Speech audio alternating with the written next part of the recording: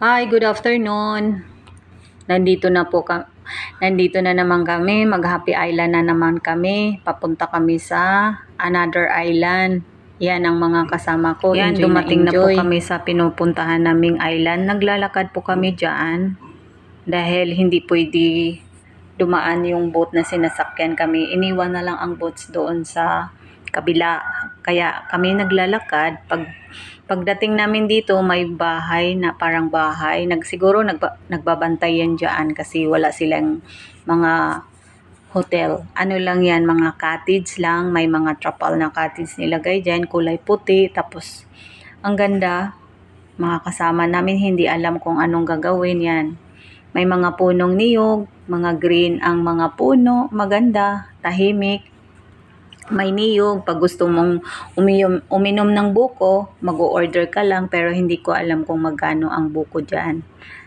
Ayan, mga cottage nila.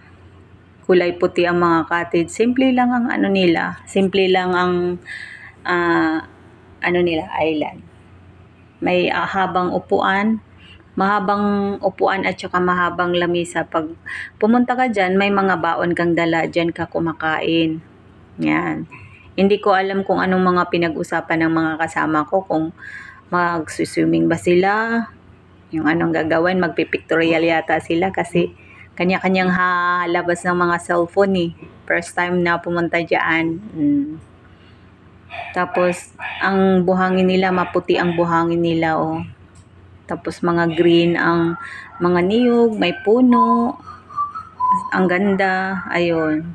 Ang ganda mag-swimming dyan. Kanya-kanyang mga labas ng cellphone, nagpipictorial, nagpa-picture. Ayun. Sige. Picture lang. Tapos sa kabila, ayan, nagpa-pictorial, nagduyan po ako. Tingnan nyo, oh. See? Ang ganda ng view dyan.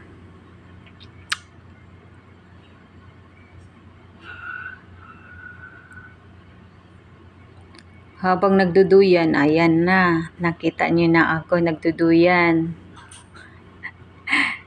Oh. Habang nagduduyan ako, ayun, nag-video mo na dyan sa likod. Oh, ang ganda, 'di ba? Yan, may mga boat dyan. May mga tao din dyan, marami.